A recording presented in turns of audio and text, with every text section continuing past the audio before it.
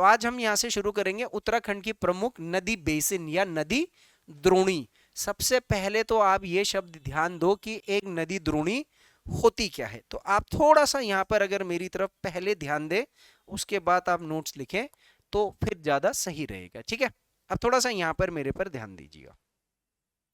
जैसे अलकनंदा नदी है, ठीक है, ये अलकनंदा नदी है, और अलकनंदा नदी किस नदी में जाकर के मिलती है? ठीक है, अलकनंदा नदी किस नदी में जा रही है?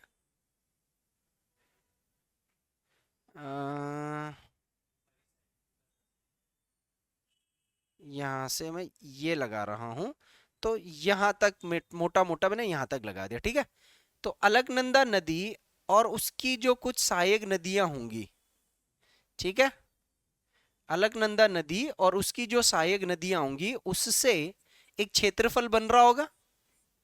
अलकनंदा नदी, उसकी सहायक नदी, और उनमें भी और जो गाढ़ गदीरे उप सहायक नदियां आती हैं, तो एक एक नदी का क्षेत्रफल अगर आपको पता लगाना है कि नदी कितने एरिया से गुजर रही है, तो हम सिर्फ वो एक नदी नहीं देखते, हम उस एक नदी में उससे जुड़ी हुई जो सहायक नदियां, उप नदियां, छोटी छोटे गाढ़ गदीरे या जो कुछ भी पानी लेकर के आ रहा है, वो सब चीजों का क्षेत्रफल इकट्ठा कर देते हैं। तो जैसे मैंने यहाँ अलकनंदी से जुड़ी हुई ये अलकनंदा नदी है, ये आपकी धौली गंगा है, इस तरीके से ये पिंडर नदी है, और ये छोटी छोटी नदियां हैं, तो मैंने बोला ये वाला जो किसका क्षेत्रफल हो गया? अलकनंदा नदी का क्षेत्रफल, यानी बेसिन। अंग्रेजी में बेसिन और हिंदी में द्रोणी शब्द का इस्तेमाल किया जाता है। ठीक है, इसी प्रकार से अगर मुझे मान लीजिए यमुना नदी का चेक करना है, तो ये यमुना नदी का है, ये सारा एरिया किसका है? यमुना और उसकी सहायक नदियां। यमुना और उसकी सहायक नदियां मतलब रुपिन नदी, सुपिन नदी मिलके टॉस नदी बन रही है, आगे आ रही है, उसके बाद फिर सबके सब यमुना नदी और इसमें जाकर के मिल जा रही है। तो यमुना नदी का क्षेत्रफल, आ रही बात समझ में? ये जैसे मैंने बोला ये यमुना नदी का क्षेत्रफल हो गया। अब इसी तरीके से मैं भागीरथी का क्षेत्रफल देखना चाहूं, तो ये हो गया भागीरथी और उसकी सहायक नदियों का क्षेत्रफल। इसी तरीके से यहां पर मैं काली नदी का देखना चाहूं, तो ये सारा का सारा क्षेत्रफल किसका हो गया? काली नदी, क्योंकि काली नदी में उसकी जो सहायक नदी है, कुट्टी शांगटी हो गया, धौली पूर्वी धौली हो गया, सरयू नदी हो गया, और जो और उसमें जो और अन्य सहायक नदियां आती हैं, वो सारा मिला करके हो गया।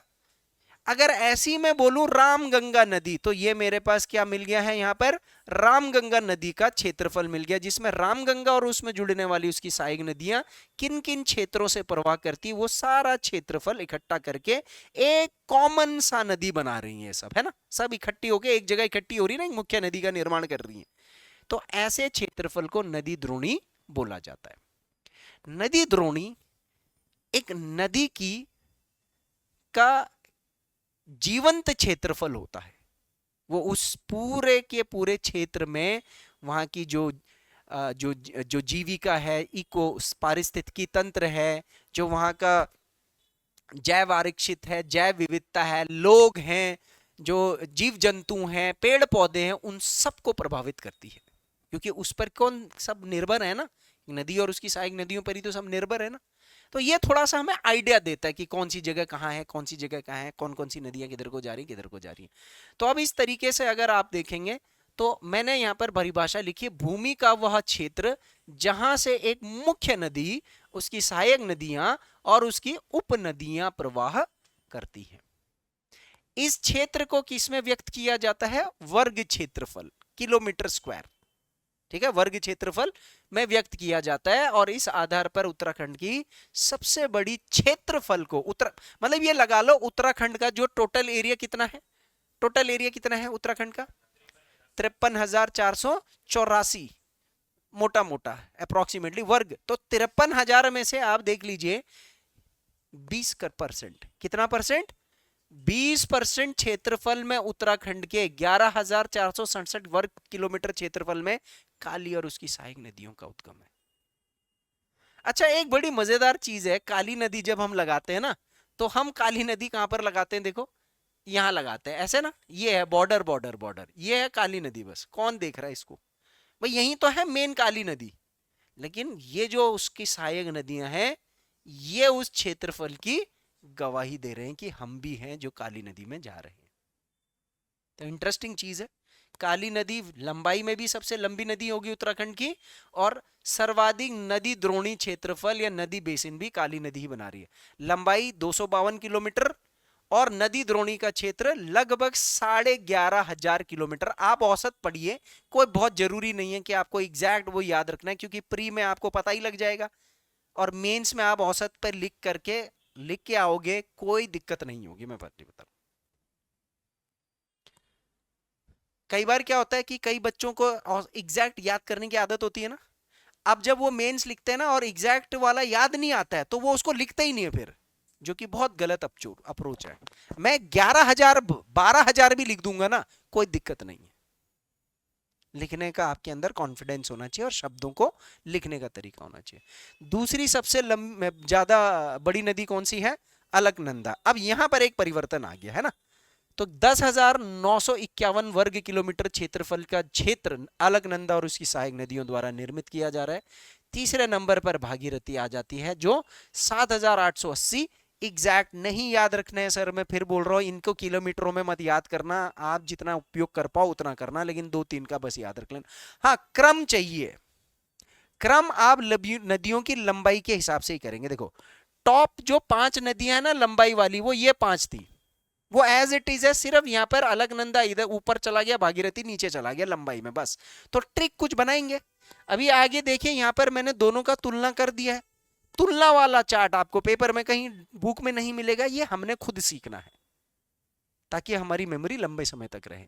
तो कोसी नदी है भागी चौथे नंबर पर, ये लंबाई में भी चौथी सबसे लंबी नदी है, 6,753 वर्ग किलोमीटर क्षेत्र में प्रवाह कर रही है। जबकि देखो कई बारी हम लोग ना कोसी नदी और रामगंगा नदी में कंफ्यूज कर देते हैं, हमें रामगंगा ज्यादा बड़ा लगता है और कोसी है नदी, देखो कोसी नदी आपकी ये है यहाँ, ये इसका क्षेत्रफल काफी पड़ता है।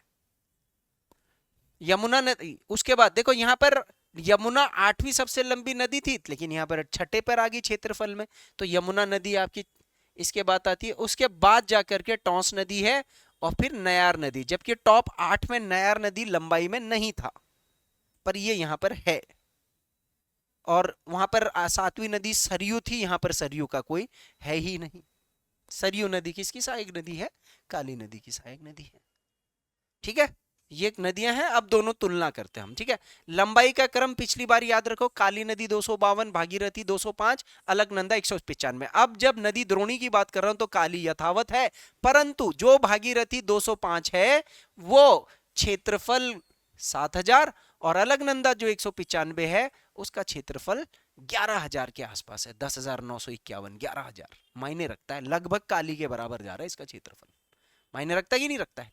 यहां पर रैंकिंग बदल गई है ना, दूसरा वाला लंबाई वाला यहां तीसरे में पहुंच गया और वहां तीसरा वाला दूसरे में पहुंच गया। ठीक है जी, ये बात समझ में आई? कंफ्यूजन मत होना, यहां पर कंफ्यूजन रहेगी।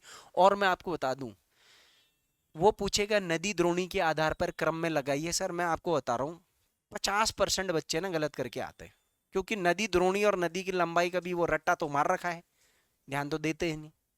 द्रोणी शब्द की जगह बेसिन शब्द डाल दिया, आजकल इंग्लिश के वर्ड डाल रहा है वो। अब और या वो देखो अभी जो वाणी पढ़ करके जाएगा वो बेसिन पढ़ेगा, अब जो बेसिन पढ़ेगा तो द्रोणी तो है ही नहीं उसके अंदर, अब उसने वहां दे दिया नदी द्रोणी। भाई ये अगर जिसने फिजिकल ज्योग्राफी का कॉन्सेप्ट नहीं पढ़े होंगे तो नहीं कर पाएगा, या गलत भी कर सकता है।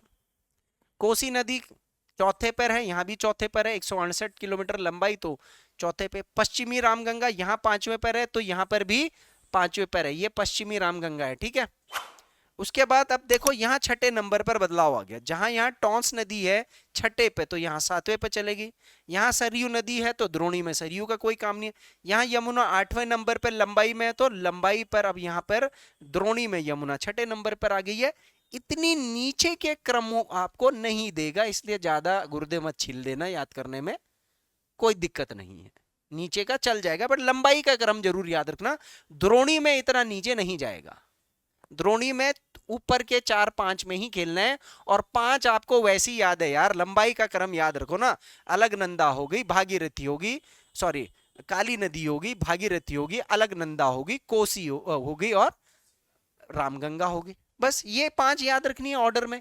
अब इसमें द्रोणी का बस शिफ्ट कर देना, जो वहां पर भागीरथी थी वो तीसरे पे आएगी यहाँ पर, और अलकनंदा वहां दूसरे पे चले जाएगी। बस इतना याद रखना है। इसमें कितना दिमाग लग रहा है, रिवीजन करते जाना है।